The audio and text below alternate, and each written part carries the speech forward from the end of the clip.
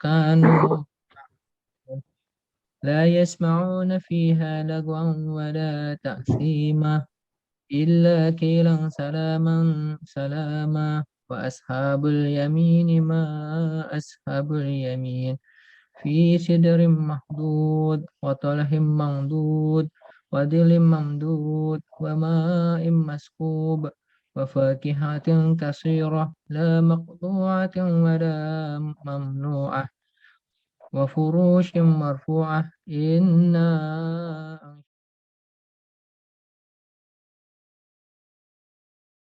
Assalamualaikum warahmatullahi wabarakatuh. Waalaikumsalam warahmatullahi wabarakatuh.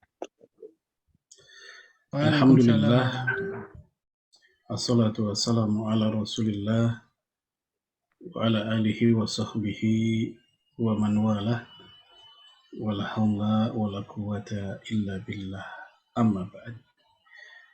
Ya, saudara-saudaraku sekalian yang dimuliakan Allah Subhanahu wa Ta'ala, pada malam hari ini kita bisa bermuajahah, bertatap muka. Ya, kita berkumpul bukan sembarang pertemuan. Kita berkumpul mempelajari ayat-ayat Allah dan sunnah Rasulullah Sallallahu Alaihi Wasallam. Dan tentunya ini karunia, ini anugerah. Dikala barangkali manusia diberikan kesehatan, diberikan kemampuan, diberikan waktu luang, namun Allah Subhanahu wa Ta'ala ya belum mengizinkan mereka untuk hadir ke majelis-majelis seperti ini. Bukan bermaksud untuk menyombongkan diri, tapi lebih pada tahaddus bin ni'mah, membicarakan di antara nikmat Allah Subhanahu wa Ta'ala. Nikmat sehat, nikmat lapang waktu, dan tentunya nikmat iman dan Islam. Kemudian nikmat kuwatul iradah, kekuatan, kehendak, yang kesemuanya itu akhirnya membuat kita bisa berkumpul di sini, di link ini, ya, dalam rangka mempelajari kebaikan atau mengajarkan kebaikan. Tema kita pada malam hari ini tentang Riyadhatun Nafs atau Tazkiyatun Nafs, yaitu olahraga jiwa atau pembersihan jiwa. Kita tahu bahwasanya manusia itu yatakawwanu minar ruh wal aql wal jasad. Manusia itu merupakan kombinasi antara ruh, jiwa, ya, kemudian al-aql, akal, wal jasad, dan juga jasad, fisik. Masing-masing memiliki makanan, masing-masing memiliki nutrisi. Makanan fisik kita tahu, sehari kita melakukannya, sehari bisa 3 kali. Ya, makanan akal kita juga tahu, kita belajar, kita diskusi, kita tafakur, kita tadabbur, ya, kita membaca buku, itu merupakan makanan akal. Adapun makanan jiwa kita adalah, yaitu kita berzikir kepada Allah, kita membaca Al-Quran, berkumpul dengan orang soleh, dan lain-lain.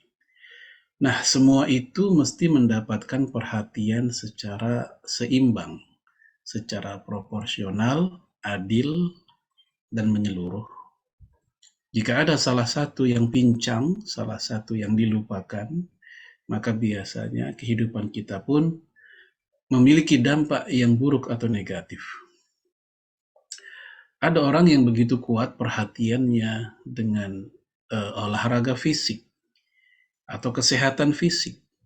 Dia punya dokter pribadi, dia nge-gym segala, atau dia begitu menjaga kesehatan kulitnya, dirinya, dan seterusnya. Ya, itu bagus-bagus saja. Namun saat yang bersamaan, dia melupakan kesehatan jiwanya. Ya, dia menjauh dan tidak menyukai majelis yang di dalamnya disebut nama-nama orang soleh. Dia tidak menyukai yang di dalamnya majelis dibacakan ayat-ayat Allah dan sunnah Rasulullah alaihi salatu wassalam. Atau ada orang yang bukannya tidak suka, tidak betah aja. Dia tidak membenci, tapi tidak betah. Ada pula yang orang yang begitu kuat dalam tazkiyatun nafs, tapi dia tidak peduli dengan fisiknya, tidak peduli dengan kebersihan, tidak peduli dengan kotoran, tidak peduli dengan najis fisik, ya, yang sifatnya zat yang menempel pada dirinya. Kerapihan tidak. Ini pun juga tidak kita inginkan. Atau ada orang yang sudah bagus dua-duanya, tapi dia membiarkan akalnya tidak sehat, tidak mau belajar, tidak mau membaca buku, tidak mau berkumpul dengan orang-orang pintar, bermusyawarah, berdiskusi, atau ya ikut debat ilmiah yang sehat misalnya. Nah, ini semua dalam Islam mendapatkan porsi yang seimbang dan seharusnya. Karena sekali lagi, ketidakseimbangan merupakan sebab terjadinya ya kerusakan dalam kehidupan pribadi atau masyarakat. Oleh karena itu, Allah sendiri mengatakan, Allah tatagaw fil mizan, wa aqimul wazna bil qisti, wa la tukhsirul mizan. Janganlah kalian ya melanggar keseimbangan, dan orang-orang yang melanggar keseimbangan itu akan mengalami kerugian. Nah, jamaah sekalian, ikhwan fillah, a'azanallahu wa iyyakum, kita lihat dustur ilahi. Dustur artinya perundang-undangan ilahi ketuhanan, maksudnya Al-Quran. Surat Al-Fajr ayat 27 sampai 30. Kita lihat di situ, ya ayatuhan nafsul mutmainnah, wahai jiwa yang tenang, irji'i ila rabbiki radiyatan mardiyah. Kembalilah engkau kepada Tuhanmu, baik dalam keadaan penuh ridha dan diridhoi. Fadkhuli fi ibadi wadkhuli jannati. Masuklah engkau ke dalam golongan hamba-hambaku, dan masuklah engkau ke dalam surgaku. Nah, ini merupakan keistimewaan. Allah menyuruh kita sekedar menjadi golongan hambanya. Kita tahu kita semua hamba Allah, tapi banyak manusia yang tidak menyadari dirinya bagian dari hamba Allah. Banyak manusia yang menuhankan hawa nafsunya, sehingga dia menjadi hamba hawa nafsunya. Ada manusia yang menuhankan kekayaannya, sehingga dia menjadi hamba kekayaannya. Ada seorang yang menuhankan ketenarannya, seperti para artis misalnya, para atlet, bahkan hati-hati. Para ustadz, para ulama, para mubalik pun ketika dia terkenal, hati-hati dia pun bisa tergelincir masuk dalam tanda petik menuhankan ketenarannya. Dia lupa bahwa dirinya sebagai ibadullah, bagian dari hamba-hamba Allah.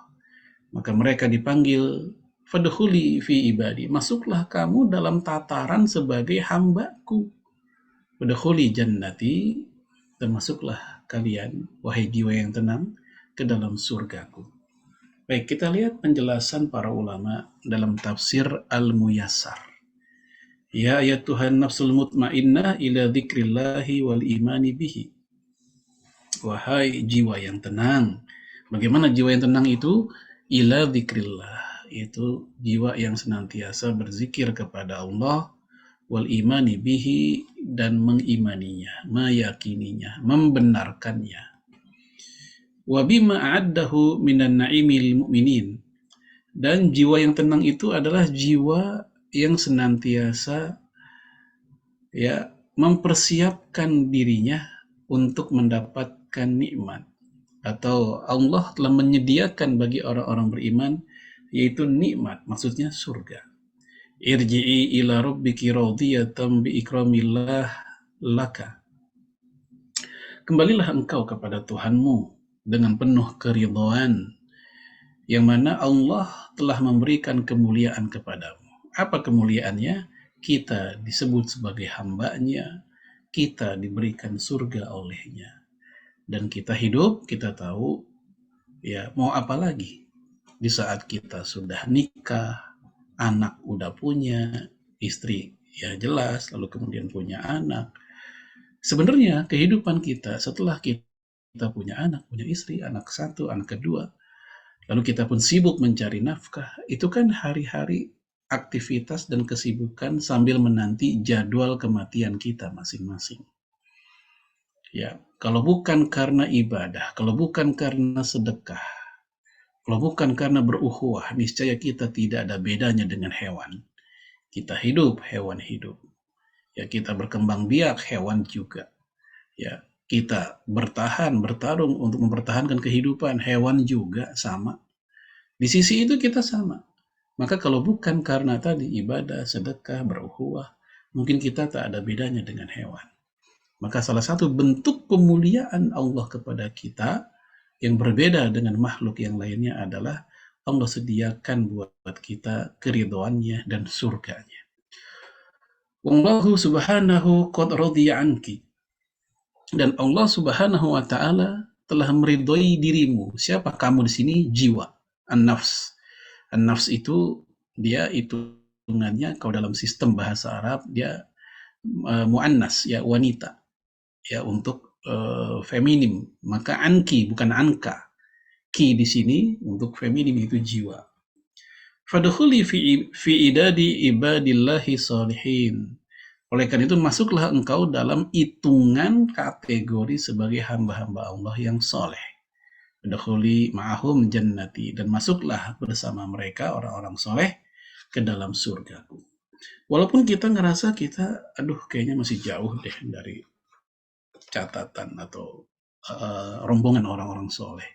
Namun demikian, kita berupaya untuk mengikuti atau mirip mereka, itu pun sudah menjadi sebuah amal soleh.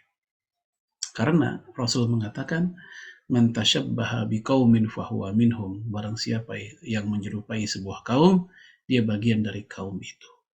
Maka ketika seorang muslim, dia ingin mencoba menyerupai orang-orang soleh, baik dari sisi perkataan, perbuatan, hingga sampai tingkah laku yang barangkali menurut dia tidak begitu urgen, tapi dia mencoba mengikuti jalan hidup orang-orang soleh, walaupun dia merasa malu sebagai apakah saya orang soleh atau bukan, maka tetap Allah berikan dia penghargaan bahwa dia bersama mereka.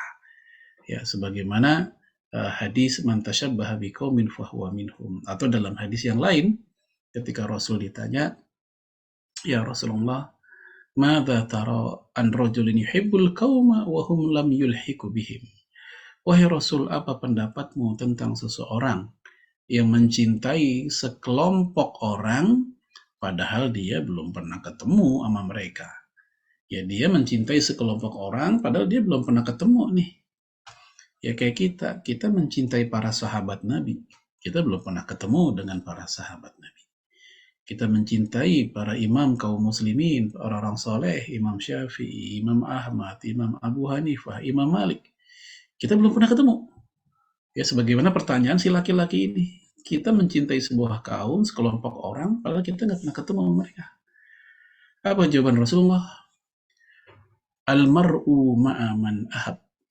Di surga nanti orang akan dihidupkan, dikumpulkan lagi bersama orang-orang yang dia cintai. Maka untuk lihat di hadis tersebut, dengan bermodalkan kita mencintai orang soleh saja, itu sudah seolah sudah cukup, tiket yang lebih dari cukup untuk membersamai mereka di hari akhirat nanti. Maka apalagi jika kita juga berikhtiar, bukan sekedar mengikuti, menyerupai, tapi kita berikhtiar, semoga kita pun tercatat sebagai bagian dari mereka. Baik, ini dari Al-Quran. Sekarang kita lihat dari hadis Nabi Sallallahu Alaihi Wasallam. Ya, langsung saja kita lihat teksnya di sini.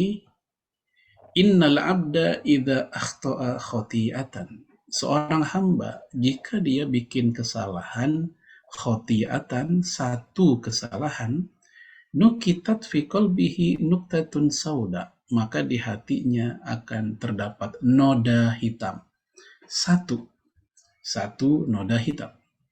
Fa idza huwa naza'a wastaghfara wa taba sukila qalbuh. Nah, namun kalau dia hapuskan, dia beristighfar, dia bertobat, sukila qalbuh, maka hatinya kembali bersih, hatinya kembali mengkilap. Wa in 'ada zida fiha hatta ta'lua qalbah. Nah, namun kalau dia begitu lagi, dia kembali lagi, dia maksiat lagi, yang membuat hatinya bertambah kotor, diulang-ulang maksiatnya, hatta ta'lua qalbah, hingga akhirnya hatinya pun didominasi ya oleh noda-noda tersebut. Wahuwa ron, itulah ron. Ron artinya karat. Ya, karat, itulah karat. Jadi apa ya? Jamur yang udah susah dihapuskan lah. Saking ya dia menjadi habit bikin kesalahan yang diulang-ulang begitu, dan dia pun tak mau bertobat, maka itu adalah ron. Alladzi dzakarallah, yang mana Allah telah menceritakan, kalla bal rana ala qulubihim ma kanu yaksibun. Sekali-kali tidak, tetapi itu adalah kerak atau karat di hati-hati kalian gara-gara kesalahan kalian. Ya, inilah hadis Nabi alaihi salatu wassalam yang menceritakan bagaimana reaksi hati manusia, reaksi jiwa manusia dikala bikin dosa. Ya, dikala dia bertobat, dia kembali bersih, tapi dia mengulang-ulangnya dan dia pun memperlama tobatnya, maka itu hati menjadi ron. Oleh karena itu, ada bagian yang mesti kita coba evaluasi atau muhasabah, yaitu dikala kita merasa bebel banget hati kita, ya, baik ketika kita bersama orang tua, ayah ibu kita, atau bersama kawan-kawan kita, ajakan-ajakan kebaikan mereka, peringatan-peringatan kebaikan mereka, itu kok kayaknya mantul, nggak langsung kita respon dengan baik, tapi mental begitu aja. Dengar suara azan, kita pun biasa saja. Tidak ada rasa-rasa apapun, tidak ada merasa terpanggil oleh panggilan azan. Reaksi kita pun sebagaimana ya panggilan suara kelenengan pintu kereta api. Ya, mendengar murotal, entah di laptop, entah di mana gitu, di kaset atau di headset kita. Kita justru merasa nggak betah, terganggu gitu. Kita lebih suka mendengarkan hal-hal yang justru membuat kita lupa kepada Allah. Nah, kalau kita sudah mengalami hal-hal seperti itu, baik sesekali bahkan sering, maka cepat-cepatlah kita buru-buru untuk membersihkannya. Karena kalau tidak, khawatir seperti tadi, ron, dia akan menjadi karat yang kalau begitu lama, dia tidak mudah untuk dibersihkan. Sebagaimana karat yang kita ketahui demikian. Illa man rahima rabbuk, kecuali orang-orang yang Allah rahmati, ya, dengan rahmatnya, dengan kasih sayangnya. Bisa jadi ya dia bisa kembali seperti sedia kala. Baik, ini dari hadis. Kemudian, kenapa kita tazkiyatun nafs? Kenapa kita riyadhatun nafs atau olahraga jiwa? Tadi di permulaan kita udah bahas ya. Banyak orang yang begitu keluar biaya bahkan ya untuk nge-gym, dokter pribadi, makanannya bersih. Tapi sekedar untuk anak ikut TPA ngaji, perhitungan banget sama duit. Ya, sekedar beli buku atau apalah yang terkait dengan keislaman yang manfaatnya dunia akhirat dia begitu perhitungan. Ya. Dia rela anaknya habis uang sekian juta dan seterusnya ya untuk skill-skill duniawi, walaupun itu kita butuh juga karena kita juga diamanahi untuk mengurus dunia. Namun yang jadi masalah ketika hal itu membuat dia lupa, bahkan bakhil untuk skill akhirat anak kita. Ya, dia biasa saja ketika anak nggak bisa ngaji. Dia biasa saja ketika anak nggak ngerti apa bacaan sholat, doa iftitah, anaknya nggak hafal. Dia biasa saja ketika anaknya nggak bisa doa untuk kedua orang tuanya, Rabbighfirli warhamni wali walidayya warhamhuma kama rabbawna shighara. Dia nggak tahu, nggak hafal. Tapi dia berasa bangga kalau anaknya bisa lulus ini, lulus itu, olimpiade ini, olimpiade itu. Bukannya kita nggak boleh, silahkan itu bagus. Tapi menjadi salah dalam bab prioritas. Betapa banyak ya orang-orang pintar, tokoh-tokoh besar pun ketika usianya memasuki 60, 70, ya, ketika dia mulai sakit-sakitan, udah berasa nggak lama lagi kontrak hidupnya di dunia akan berakhir, barulah mereka mengatakan kalau seandainya hidup bisa dari riset ulang lagi, disetting ulang lagi, niscaya yang akan dia pelajari, yang akan dia habis-habisan coba siapkan dalam kehidupan adalah yaitu ilmu agama. Ya, karena memang itu asas. Ya, oleh karena itu kita lihat para ulama terdahulu sebelum mereka mendidik anak-anaknya dengan ilmu-ilmu yang umum, mereka pastikan dulu anak-anaknya sudah ngerti Quran, ngerti adab-adab Islam. Baik, yang pertama, kenapa tazkiyatun nafs? Wulidna alal fitrah. Ya, ini pakai to harusnya nih, ini bukan zo ya. Wulidna alal fitrah. Kita dilahirkan dalam keadaan fitrah. Apa fitrah? Yaitu Islam. Nah, salah satu cara atau wasilah, sarana menjaga kefitrahan kita, keislaman kita adalah itu dengan tazkiyatun nafs. Dari mana dalilnya setiap kita fitrah? Dari hadis yang diriwayatkan oleh Imam Bukhari. Kullu mauludin yuladu alal fitrah fa'abawahu yuhawidani au yumasinani au yumajisani. Ya, setiap bayi yang lahir dalam keadaan fitrah, maka ayahnya lah yang nanti mengubah dia menjadi Yahudi, Majusi, atau Nasrani.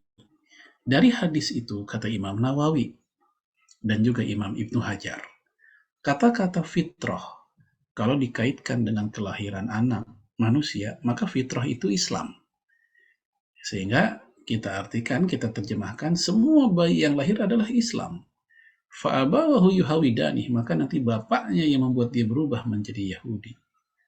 Au yumajisani, atau menjadi Majusi. Au yunasirani, atau menjadi Nasrani. Oleh karena itu, mayoritas ulama mengatakan seorang bayi, seorang balita yang meninggal, walaupun orang tuanya non-muslim, hakikatnya anaknya tetap muslim dan dia tetap surga, karena dia masih fitrah. Ini pendapat mayoritas ulama. Adapun kalau itu bayi muslim, orang tuanya muslim, bayinya dari keluarga muslim gitu, lalu dia wafat, maka bukan mayoritas ulama, tapi ijma. Ijma itu artinya kesepakatan bahwa dia surga. Nah, salah satu cara defend kita, mempertahankan kefitrahan kita adalah dengan tazkiyatun nafs. Alasan kedua, wujudu adanya adawati syaitan mustamirah. Adanya permusuhan setan dengan kita yang terus menerus. Permusuhan setan dengan kita bukan sejam 2 jam, bukan sehari 2 hari, bukan sebulan 2 bulan, bukan setahun 2 tahun, tapi sepanjang kehidupan kita. Iblis saja, dia minta kepada Allah, Rabbi anzirni ila yaumi yub'atsun. Ya Allah, panjangkan umur saya sampai hari kiamat. Buat apa tuh iblis minta panjang umur segitu lamanya? Ya, sampai hari kiamat. Allah pun menjawab, innaka minal munzarin. Ya, engkau termasuk yang usianya dipanjangkan sampai hari kiamat. Buat apa? Gak lain gak bukan dalam rangka untuk mencari pengikut, mencari bala tentaranya dari kalangan manusia. Menggoda, merayu, menjebak, membuat perangkap, supaya kita pun menjadi junudus syaitan, menjadi tentara-tentara setan dan pengikutnya. Nah, salah satu cara mempertahankan diri dari permusuhan mereka, dari jebakan mereka, dari trapnya mereka adalah yaitu dengan tazkiyatun nafs. Karena tazkiyatun nafs ini merupakan bagian dari controlling, dari muraqabah, ya, upaya untuk pengawasan ya kita terhadap diri kita sendiri.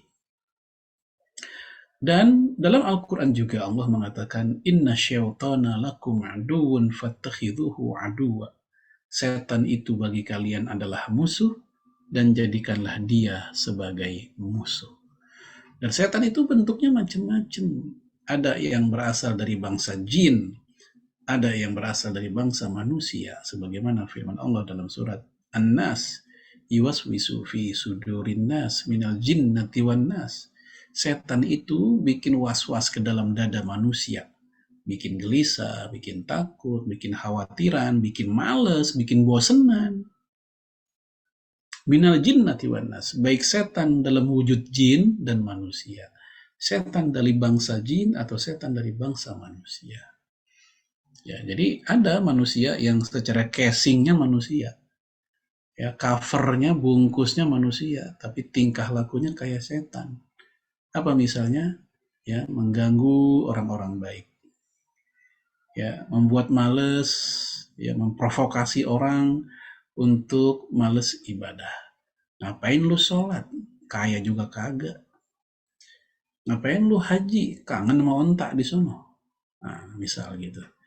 Ngapain puasa? Enak-enak dapat duit, punya makanan, dia puasa. Nah, ini provokasi-provokasi yang nampaknya kayaknya biasa-biasa saja bagi pelakunya. Pada hakikatnya dia sedang melakoni lakon yang harusnya dijalankan oleh setan, tapi dijalankan oleh manusia. Syaitonul ins, istilah para ulama. Itu setan dalam wujud manusia. Baik, itu alasan kedua, yaitu adanya permusuhan kita dengan setan, dan tazkiyatun nafs menjadi salah satu sarana efektif melakukan perlawanan. Alasan ketiga, kenapa kita butuh tazkiyatun nafs? Wujudu adawatil kuffar mustamirah. Itu karena adanya permusuhan dengan orang kafir yang terus-terusan. Bukan kita yang musuhin, tapi mereka yang musuhin kita. Dalam Islam, menyikapi orang kafir itu adalah sebagai mad'u, objek dakwah. Dari fikih 4 madhab, 3 madhab mengatakan peperangan dengan non-muslim itu karena mereka memerangi kita. Dengan istilah lain, perang dalam Islam itu sifatnya defensif, mempertahankan diri. Kita bukan nyari gara-gara, tapi kita merespon orang yang menggara-garain kita. Nah, itu defensif. Itu menurut pendapat jumhur kecuali mazhab Syafi'i. Nah, jadi mereka yang musuh kita. Dari kita dapat informasi ini dari siapa? Dari Allah dalam Al-Quran. Walan tardu ankal yahudu walan nasara hatta tattabi'a millatahum. Sungguhnya orang Yahudi dan Nasrani mereka tidak ridho kepadamu. Jadi mereka ke kita. Mereka nggak ridho sama kita. Kecuali kalau kita ikut mereka. Millah bukan sekedar agama. Ya, mengikuti millah mereka maksudnya mengikuti bukan hanya agama, tapi ya mulai dari lifestyle-nya, gayanya, pemikirannya, ideologinya, semua, dan termasuk agama. Agama hanyalah salah satu elemen dari makna millah. Nah, kalau kita udah mengikuti mereka di berbagai macam sisi itu, barulah mereka seneng sama kita. Ya, namanya Ibrahim udah bagus diganti Bram biar keren. Namanya Hasan udah bagus diganti jadi Hansen. Ya, namanya Aisyah udah bagus jadi Isya. Nah, itu nggak sampai bikin murtad, enggak. Dia masih muslim dan muslimah.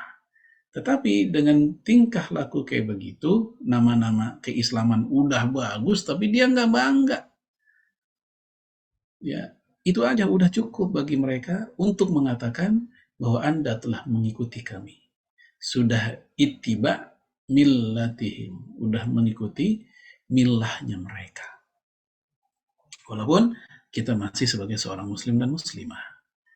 Nah, salah satu sarana untuk mempertahankan diri dari serangan mereka, baik serangan akidah, serangan akhlak, serangan moralitas budaya, adalah caranya dengan ya menghidupkan tazkiyatun nafs ini, yaitu mensucikan jiwa. Baik, kemudian kita masuk pada bagaimana sarananya.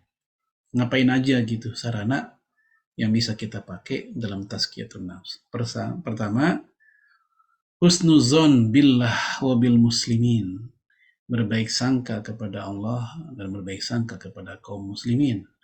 berbaik sangka kepada ketetapannya, berbaik sangka kepada qada dan qadarnya, berbaik sangka kepada apa yang sudah Allah berikan kepada kita, baik berupa apa tuh, misalnya jatah rezeki, pasangan hidup, kita lahir di keluarga yang bagaimana, ya, dan seterusnya. Kita berbaik sangka hatta terhadap situasi musibah yang kita alami atau negara kita alami. Husnuzon billah wabil muslimin, dan juga berbaik sangka kepada sesama muslim. Nabi mengatakan, wa iyyakum wazon inna dhanna akdzabul hadits. Takutlah kalian terhadap prasangka, hindarilah oleh kalian prasangka, karena prasangka itu adalah sebohong-bohongnya ucapan. Akdzabul hadis. Ucapan apa? Bukan ucapan mulut, karena prasangka belum sampai di mulut. Kalau udah di mulut bukan prasangka namanya, tapi tudingan, tuduhan. Jadi hadis itu ngomong ucapan apa yang dimaksud? Yaitu ucapan jiwa, hadisun nafs, ucapan jiwa. Nah, ini sarana pertama, berbaik sangka kepada Allah dan kaum muslimin. Termasuk berbaik sangka kepada teman-teman kita yang dia mah kalau diajak taklim susah. Ngumpul pengajian mah susah. Tapi kalau organ tunggal tuh baru tuh di soft pertama dia. Ya. Kalau main futsal aja tuh, waduh duluan. Tapi kalau dengar kata-kata pengajian atau apa, ngilem dia nggak ada kabarnya. Nah, yang kayak begini itu menunjukkan buruknya husnuzon. Kenapa kita nggak husnuzon mengatakan, oh mungkin dia lagi sakit, kenapa dia nggak datang? Oh mungkin dia bentur dengan acara lain. Oh mungkin dia ada masalah dengan pulsa kuota. Oh mungkin dia ada urusan keluarga. Oh mungkin terus begitu. Tujuannya apa? Supaya di hati kita tidak ada zon yang buruk. Di hati kita tidak ada celah sedikit pun untuk setan menari-nari kita agar kita buruk sangka kepada saudara kita sendiri. Yang kedua, asyukru fisarra'i wasabru fid-dharra'i. Bersyukur dikala kita bahagia, dikala kita mendapatkan yang enak-enak, dan bersabar dikala kita mendapatkan dharra keburukan, musibah, malapetaka.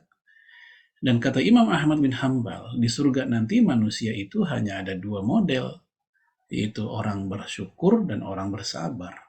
Syukur atas nikmat, sabar atas musibah atau penderitaan. Dan bagi orang beriman, mau musibah, mau yang enak-enak, bagi mereka semuanya adalah baik. Makanya Rasul mengatakan, ajaban li amril mu'min, aku kagum dengan urusannya orang-orang beriman. Ya, wadzalika, dan hal itu ya illa lil mu'min, tidaklah terjadi kecuali bagi orang beriman. Idza asobat husarra syakara, kalau mereka dapat yang enak-enak mereka bersyukur. Wa idza asobat hudarra sabar, kalau mereka dapat yang enggak enak mereka bersabar. Wa kana khairullah, itu tetap baik buat mereka. Ini menunjukkan bahwa keimanan itulah yang akhirnya membuat manis apapun yang kita alami. Yang senang manis, yang kita nggak senang, yang kita benci, karena faktor iman bisa membuat menjadi manis. Kita lihat, yang di tengah musibah sekalipun, bagi seorang mukmin yang selalu berbaik sangka kepada Allah dan takdir, dia akan mengatakan, semua keadaan pasti ada maslahat. Semua keadaan pasti ada manfaat. Tidak ada keadaan yang Allah tetapkan itu tanpa manfaat. Tidak ada yang sia-sia. Ma khalaqta hadza batila, tidaklah yang Allah ciptakan itu sia-sia. Ya, dua orang tetanggaan berantem mulu kerjaannya, ya, perang antar tetangga. Nah, ketika mereka Allah kasih musibah, yaitu rumahnya kebakaran, yang satu, apakah yang sebelahnya diem aja? Toh yang kebakaran rumahnya musuh saya? Tidak. Pasti dia pun akan ngambil air untuk mematikan. Ya, padahal mereka berdua bermusuhan. Tapi ketika mereka mendapatkan musibah bersama, ya, membuat mereka melupakan permusuhan atau perseteruan di antara mereka. Mereka pun saling bahu-membahu untuk memadamkan api tersebut. Apa hikmahnya, ikhwan fillah? Itu menunjukkan bahwa di tengah musibah pun, itu salah satu manfaatnya adalah membuat orang yang tadinya ribut, bertengkar, itu menjadi senasib sepenanggungan. Oleh karena itu dikatakan tadi, bagi orang yang jiwanya selalu optimis, semua keadaan pasti ada maslahat, ada manfaat. Sehingga dia bersyukur dalam keadaan senang dan bersabar dalam keadaan susah. Yang ketiga, sarana ketiga, taqwiyatul ukhuwah al-islamiyah, yaitu memperkuat persaudaraan Islam. Ya, dan ini persaudaraan yang tertinggi, terkuat, termulia, terhormat dibanding persaudaraan yang lainnya. Yang lain sebagai persaudaraan Islam tidak melarang. Ya, ukhuwah basyariyah, persaudaraan karena sesama manusia, ukhuwah watoniyah, persaudaraan karena sesama setanah air, sekampung halaman. Islam tidak melarang hal itu. Karena itu hal yang sifatnya natural, ya, manusiawi. Orang senang dengan orang yang sesuku dengan dia, ngumpul dengan yang sehobi dengan dia, ngumpul dengan yang setipe pemikiran, segagasan, dan sekebiasaan dengan dia. Hal-hal seperti ini sesuatu yang sifatnya manusiawi yang nggak mungkin Islam mengharamkan. Yang tidak boleh adalah kalau hal-hal tersebut itu memunculkan sikap chauvinisme. Apa chauvinis? Merasa dirinya, kelompoknya lebih hebat, lebih mulia dibanding yang lain. Nah, itu yang nggak boleh. Ya.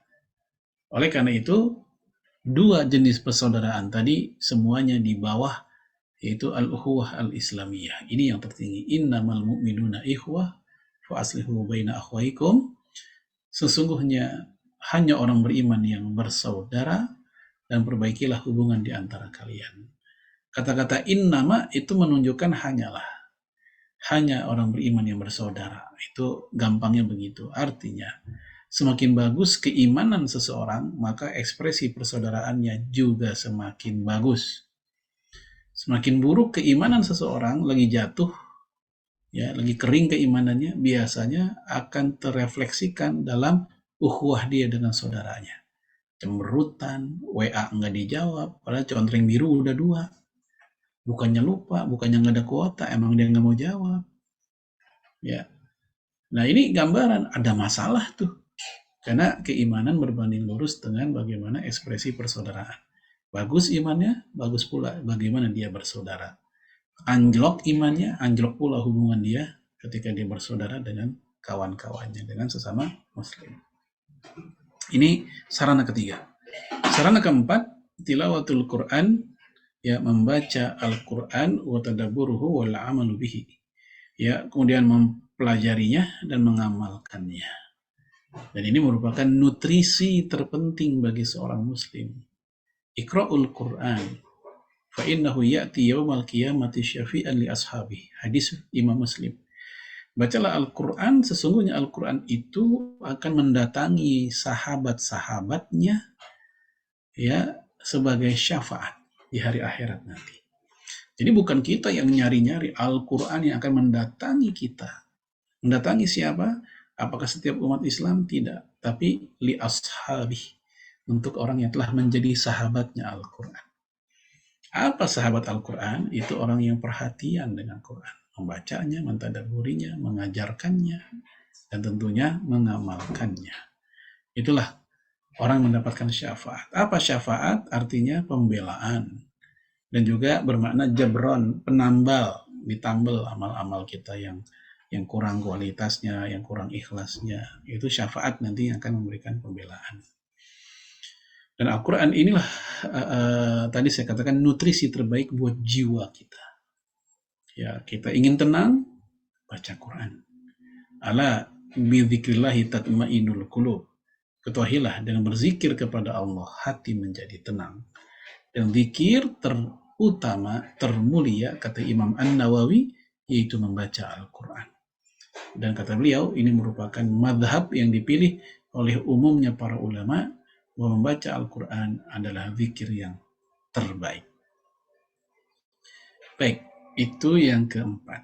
Yang kelima, ihya'us sunnah wa ibadatun nafilah. Menghidupkan sunnah dan beribadah, ibadah nafilah. Nafilah artinya ibadah tambahan. Sunnah yang mana kita ingin lakukan, lakukanlah. Sejauh yang kita mampu lakukanlah. Fattaqullaha mastata'tum. Bertakwalah. Amartukum bisyai' fa'tu minhu mastata'tum. Jika kalian dapat perintah dariku, maka lakukanlah sejauh kemampuan kalian.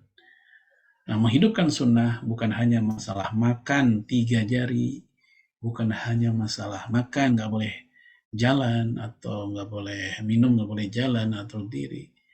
Ya, sunnah bukan semata-mata sekedar jenggot, menggunakan sifat mata, ya pakai minyak wangi. Bukan hanya itu. Iya, kalau kita ingin melakukannya, itu semua insya Allah kita berpahala. Tapi sunnah bukan hanya di situ. Bagaimana sunnah utang piutang? Ada dalam sunnah. Bagaimana sunnah dalam mendidik anak menghadapi istri yang lagi apa misalnya cerewet, ngomel. Sunnah Nabi ya dalam nafkah, sunnah Nabi dalam bertetangga, sunnah Nabi dalam utang piutang, sunnah Nabi dalam jual beli. Dan tentunya sunnah Nabi dalam mempertahankan, membela, melindungi agama ini. Sunnah Nabi itu banyak. Jadi bukan hanya sekedar yang tadi sudah saya sebutkan.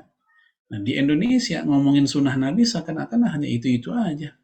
Ya kalau nggak jenggot, adab makan, ya, kemudian siwak, minyak wangi, udah. Seakan-akan kalau orang sudah mengamalkan itu semua, dia sudah pada puncak pengabdian terhadap sunnah. Padahal itu baru 1-2% saja di antara 100% konfigurasi yang bernama sunnah Nabi Sallallahu Alaihi Wasallam. Ibadah nafilah, apa contohnya? Sholat rawatib, ya sholat duha, sholat tahajud, wa minal laili fatahajjad bihi nafilatan lak. Pada sebagian malam bangunlah untuk sholat tahajud dan sebagai ibadah tambahan bagimu. Nah, ini sarana tazkiyatun nafs yang kelima, menghidupkan sunnah dan menghidupkan ibadah-ibadah nafilah tambahan.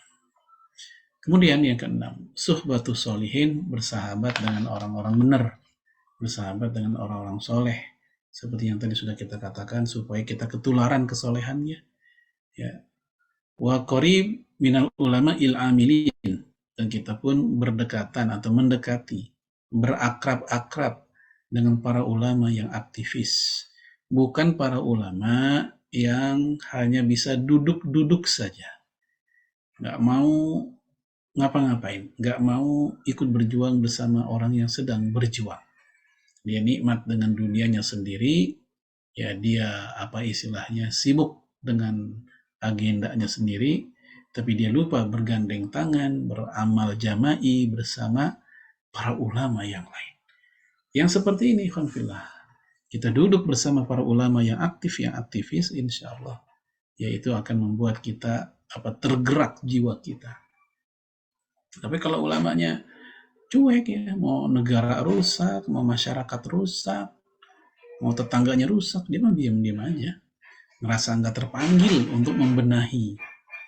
Padahal para ulama mengatakan, seperti Abu Ali Ad-Daqqaq, ya dikutip oleh Imam Al-Qushairi, dikutip oleh Imam Nawawi, kata Imam Abu Ali Ad-Daqqaq, sukut anil haq syaitanun akhras, diam saja, tidak menyampaikan kebenaran, itu namanya setan bisu, setan gagu.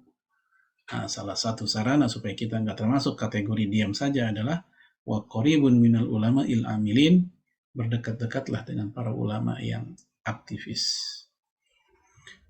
Kemudian yang ketujuh, yang terakhir, mutala'atul kutub, mengkaji buku-buku yang terkait dengan tazkiyatun nafs, tentang akhlak, tentang sirah sahabat, sirah orang soleh, ya, atau buku-buku hadisnya, Riyadhus Shalihin misalnya. Nah, ini membaca buku-buku seperti ini bisa membuat lembutnya hati, ya, bisa membuat terarahnya lisan, bisa membuat bersihnya mata kita. Karena yang kita lihat adalah karya-karya para ulama, karya-karya penulis para ulama Islam. Nah, buku yang perlu dipelajari dalam konteks tazkiyatun nafs adalah seperti misalnya ya buku Sirah Nabawiyah. Karena sejarah kenabian merupakan konfigurasi manusia terbaik. Tidak ada manusia yang terbaik sebagaimana Rasul. Ya, kita bisa baca biografi ilmuwan atau atlet atau apa, tapi kita lihat tetap ada 1-2 titik kehidupan mereka yang kita kecewa, walaupun kita senang ya dengan apa istilahnya skill mereka masing-masing. Tapi kalau kita ya apa namanya melihat perilaku Rasulullah alaihi salatu wassalam, walaupun sekedar diceritakan dalam buku-buku, maka tidak ada yang membuat kita kecewa. Maka pelajarilah, bacalah lagi, apalagi sekarang udah masuk di bulan Rabiul Awal ya. Maka ini bulan yang tepat, walaupun semua bulan sama ya, bisa kita manfaatkan untuk apa? Mengkaji kembali bagaimana kehidupan Rasulullah dalam sirah nabawiyah. Tadi ya, itu untuk dalam rangka membersihkan hati. Bukan hanya sirah nabawiyah, sirah as-solihin, ya, sirahnya orang-orang soleh. Kita pengen tahu bagaimana Imam Sufyan al-Thawri. Kita mau tahu bagaimana Imam Ibnul Mubarak. Kita pengen tahu bagaimana ya Imam Ibnu Qayyim. Dalam hal apa? Kita pengen tahunya. Ibadahnya, kesolehannya, keilmuannya. Karena ini bisa juga menjadi tertular kepada orang-orang yang membacanya. Yang terakhir, ya targetnya apa? Ya, apa materi atau target materi kita ini tentang tazkiyatun nafs? Yang pertama, hubut ta'ah, supaya kita cinta sama ketaatan, wal ibadah, dan ibadah. Karena jangan sampai seorang muslim sama ketaatan benci, sama ketaatan kering, sama ketaatan beban. Azan baru bunyi, atau bahkan mungkin bukan azan yang bunyi, baru suara mikrofonnya aja, kesek-kesek gitu. Oh langsung dia, wah udah azan lagi. Padahal kayaknya belum lama. Ngeluh sama azan, gak betah. Nah, berarti ada masalah tuh. Sama ibadah dia nggak ada hub, nggak ada cinta. Yang ada adalah keterpaksaan. Yang ada adalah ria. Yang ada adalah berat.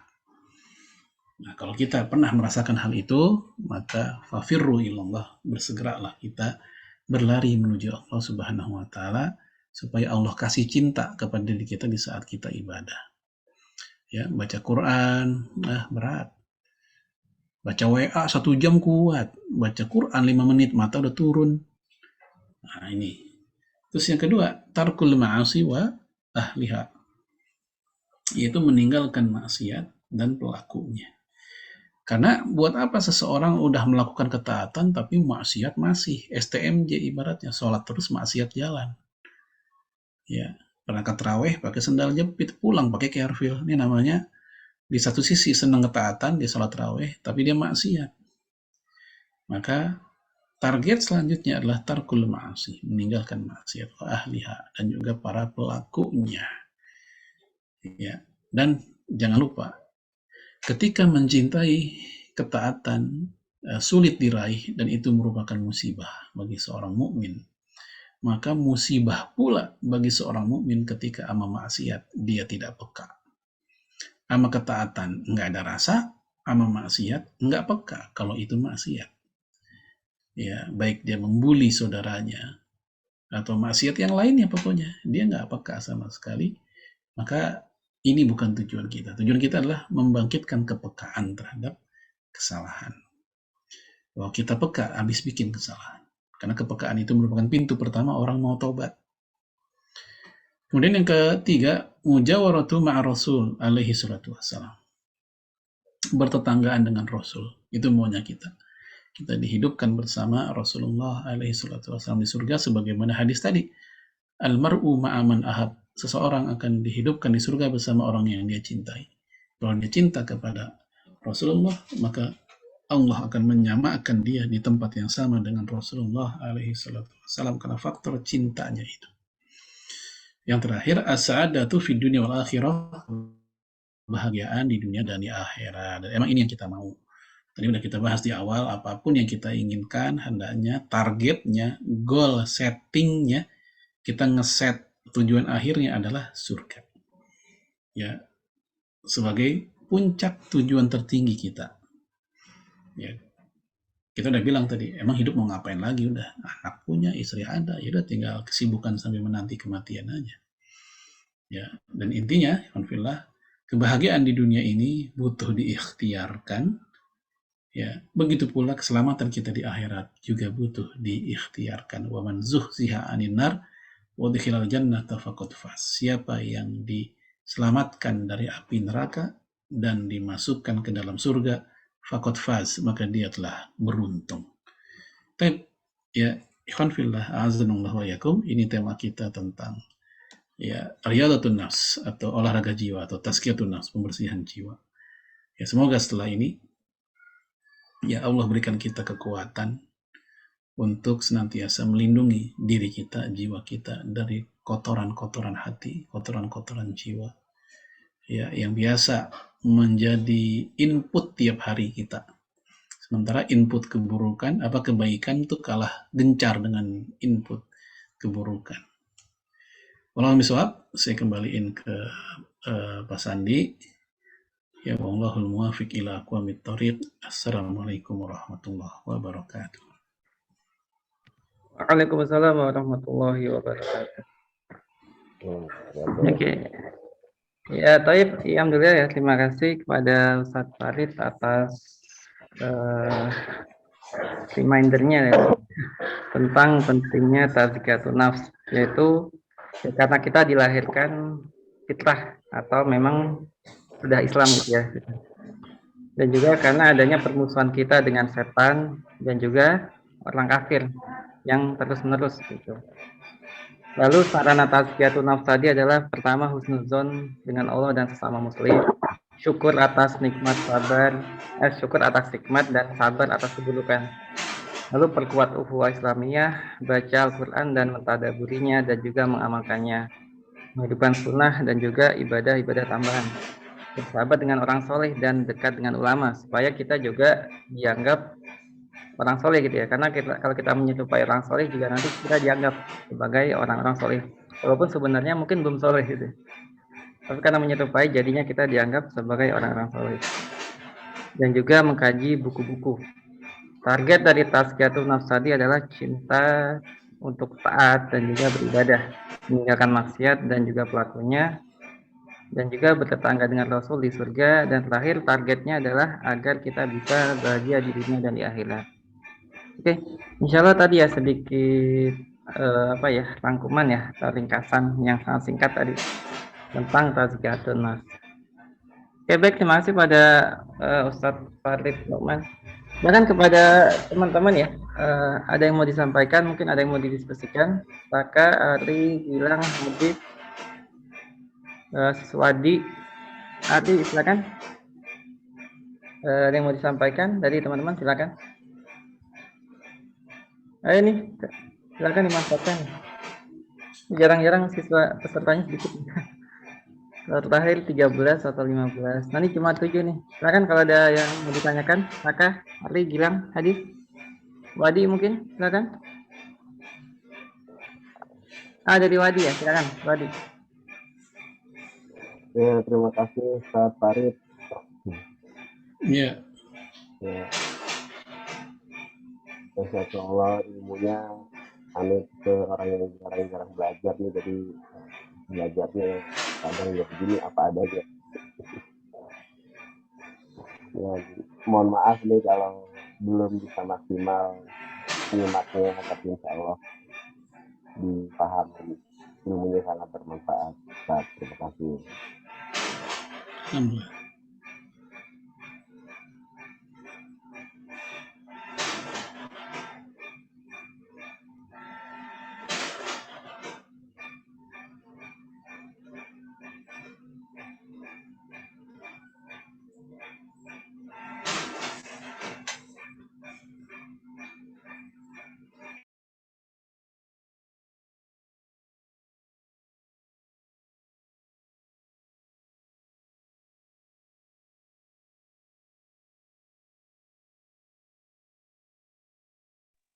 Yang ketiduran kali ya. Abu ketiduran langsung hilang Abu.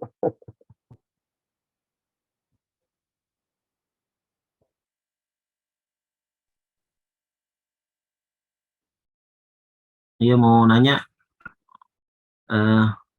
Ustaz Sandi bisa ya berarti tanya ya? Ya silakan. Oh iya nih Hadis. Ya silakan Hadis. Assalamualaikum Ustaz.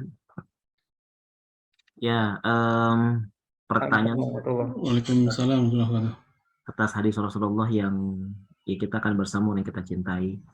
Nah, ya tentu kan apa namanya, ada apa ya, ada standar minimal mungkin gitu Ustaz gitu.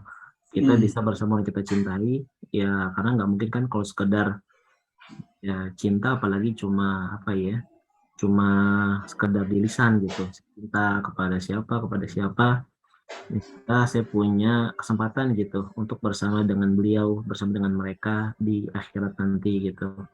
Nah, yang jadi pertanyaan, kira-kira ada standar minimal nggak Ustaz? Bentuk cintanya seperti apa supaya kita bisa bersama orang kita cintai tadi gitu, Ustaz. Jazakallahu khair, Ustaz. Oh ya, baik. Dalam kitab Sahih Bukhari, Wahab bin Munabbih mengatakan, wa laisa la ilaha illallah miftahun. Bukankah la ilaha illallah itu kunci?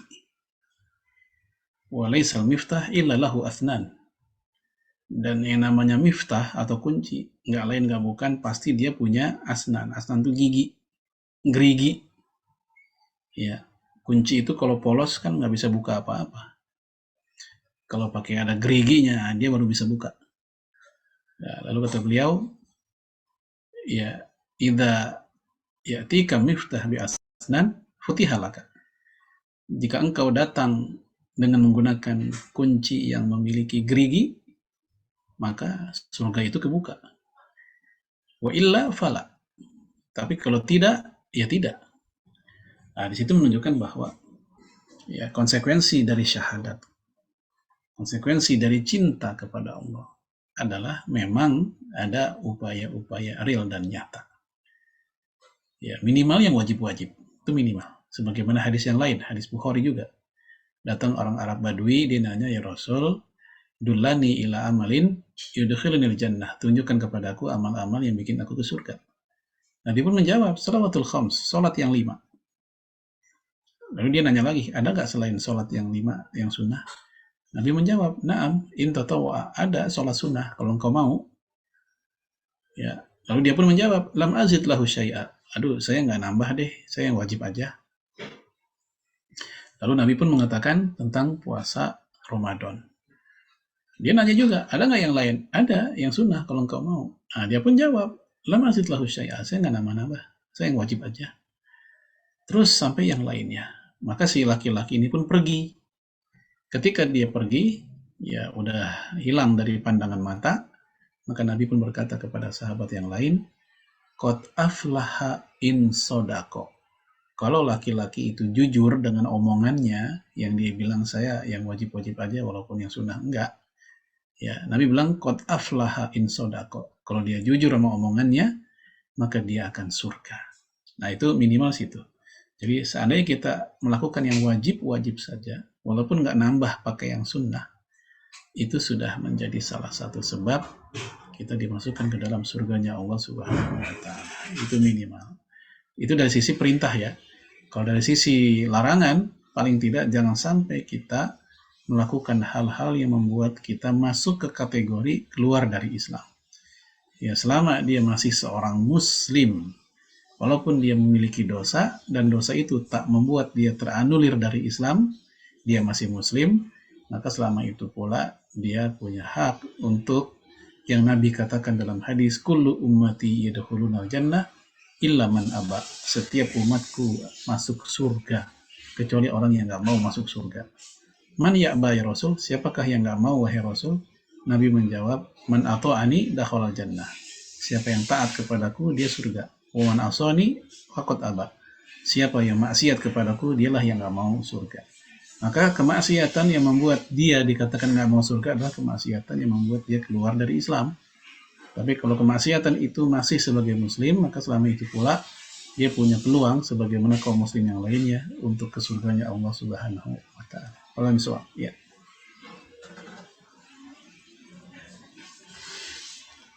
Oke, baik, terima kasih Hadis di atas pertanyaannya. Silakan dari teman-teman yang lain mungkin ada pertanyaan. Ari, Raka, Gilang, Wadi, ada pertanyaan silakan. Mungkin. Kalau ada silakan tanyakan. Iya. Kalau nggak ada mungkin saya yang nanya dikit ya, Ustaz ya. Berarti ada pertanyaan pas Liko sih sebenarnya waktu itu. Apa ya tentang ilahun ya? Kan kalau la ilaha illallah itu sering diartikan tidak ada ilah gitu ya. Bukan diartikan tidak ada Tuhan, tapi tidak ada ilah gitu. Kalau dari arti sendiri apa bedanya sih Ustaz antara Tuhan atau ilah atau Rob? Itu kan kalau diterjemahkan sama-sama Tuhan aja kan Ustaz ya?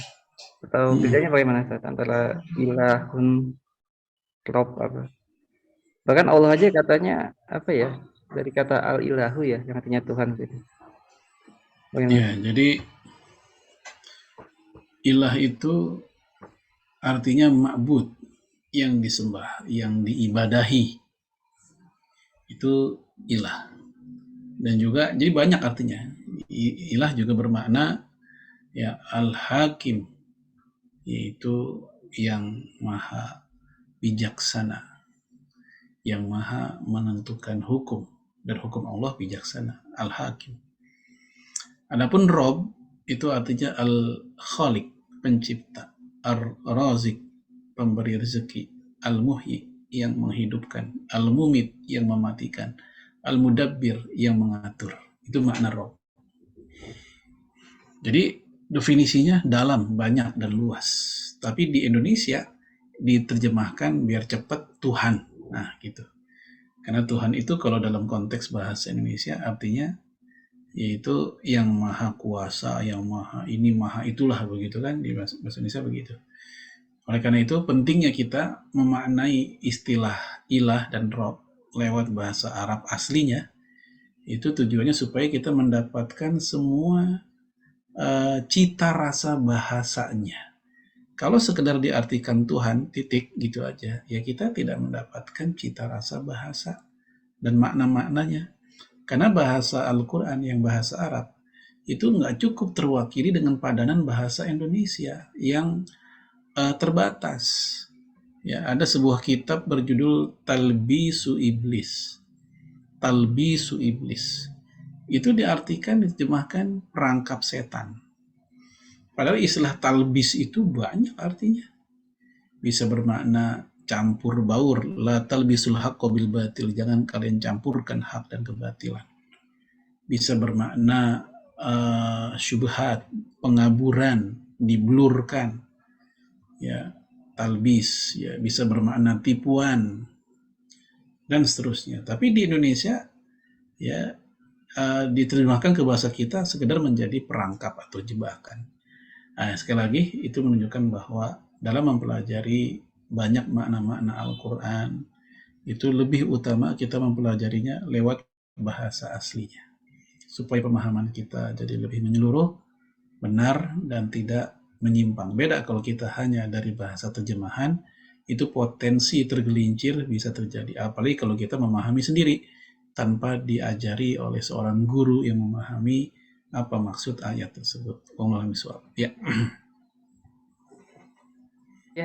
Ya, jazakallahu khairan atas penjelasannya Ustaz. Baik, silakan sebelum kita tutup Liko kali ini ya. Dari peserta yang hadir mungkin dari Raka, Ari, Gilang, Hadis, dan Wadi. Kalau ada yang mau disampaikan silakan sampaikan ya. Silakan, mungkin ada yang mau ditanyakan. Hadis, Ari, Raka, Gilang, Wadi.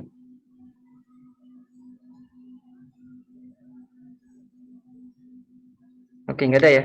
Baik. Baik, kalau nggak ada mungkin sampai di sini aja ya Likonya dengan Ustadz Farid. Terima kasih Ustadz Farid sudah menyempatkan diri untuk hadir ke acara Liko kita nih ya. Alhamdulillah. Ya, ini dengan teman-teman ini nih, alumni Rohis SMA 31 Ustadz. Insya Allah udah ketiga kalinya nih. Ya, terima kasih banyak Ustadz Farid ya sudah. Ya, afan. Baik, kalau cukup kita akhiri dengan hamdalah dan kafaratul majelis. Amin. Alhamdulillahirrahmanirrahim. Subhanakallahumma bihamdika asyhadu an la ilaha illa anta astaghfiruka wa atubu ilaik. Ya, assalamualaikum warahmatullahi wabarakatuh. Waalaikumsalam warahmatullahi wabarakatuh. Saya pamit duluan ya, Afan nih. Ya. Oh iya.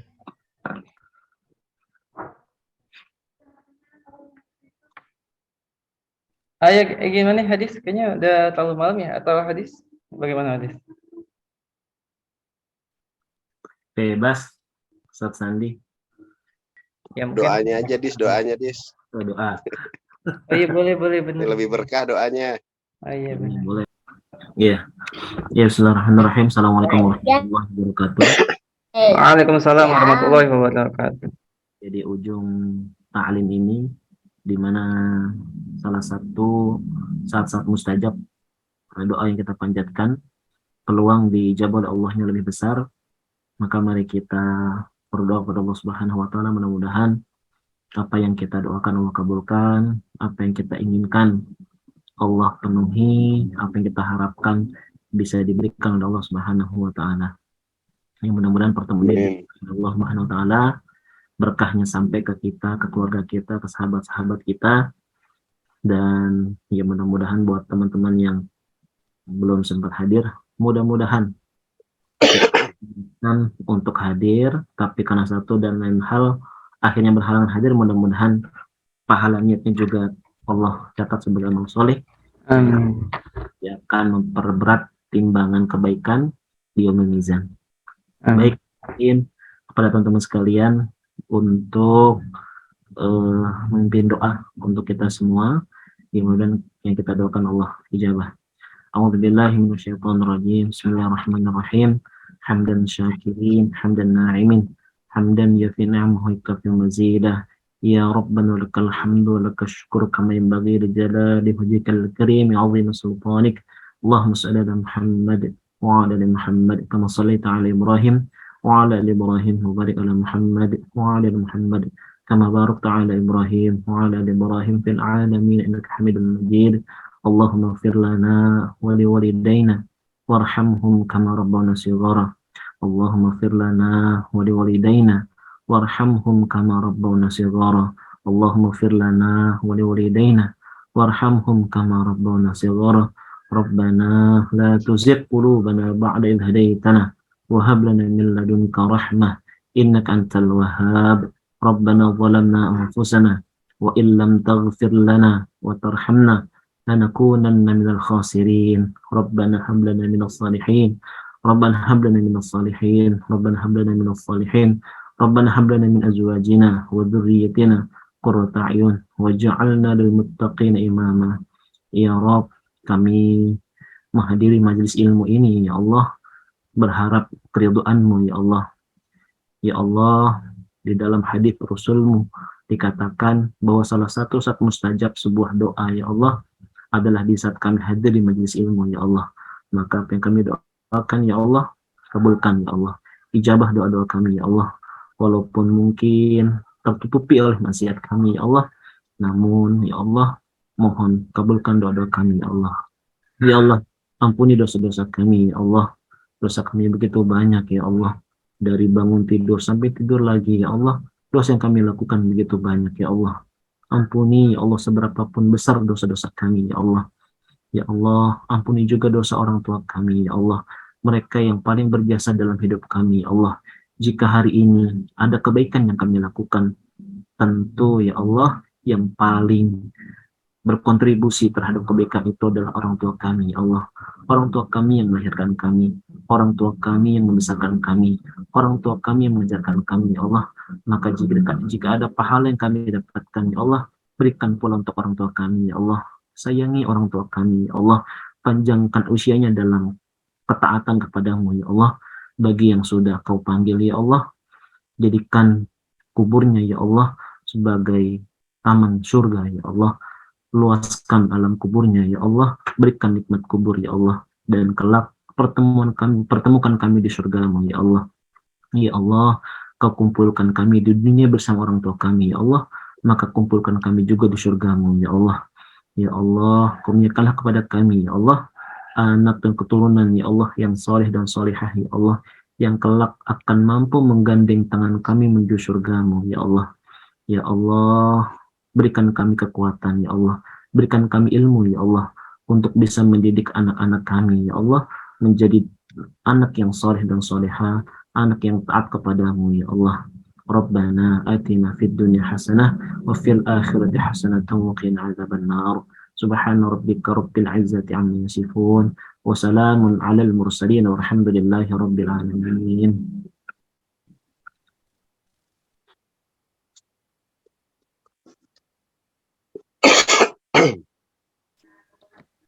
Iya, terima kasih banyak Hadis atas doanya yang begitu menyentuh. Insyaallah. Baik, dari kawan-kawan mungkin ada yang mau disampaikan sebelum kita tutup Riko online kita kali ini. Dari Siswadi mungkin?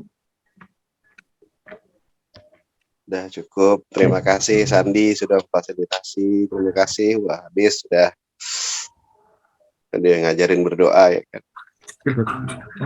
Besok mau kursus privat doa sama Hadis. Doa. Iya, ini berkat banyak ya apa namanya, biarpun yang datang dikit tapi sebenarnya yang apa ya, nyokong dana nih banyak ya, apa namanya, donaturnya gitu. Jadi bahkan para donatur nggak ada hari ini. Jadi alhamdulillah, biarpun yang dikit datang dikit tapi sebenarnya yang bisa datang banyak ya, cuma karena berhalangan gitu. Jadi mereka merelakan hartanya bahkan tanpa hadir gitu. Ya, terima kasih banyak ya Adri, Gilang, Raka, Wadi, dan Hadis yang sudah hadir di Liko kali ini. Semoga ini terhitung sebagai amal ibadah, ya pemberat kebaikan kita di akhirat nanti, insyaallah. Baik, kalau gitu kita akhiri aja Liko kita kali ini dengan hamdalah, alhamdulillah, amin. Subhanakallahumma wa bihamdika asyhadu an la ilaha illa anta astaghfiruka wa atubu ilaik. Ya, dari saya mohon maaf ya atas segala kekurangan. Assalamualaikum warahmatullahi wabarakatuh. Waalaikumsalam warahmatullahi wabarakatuh.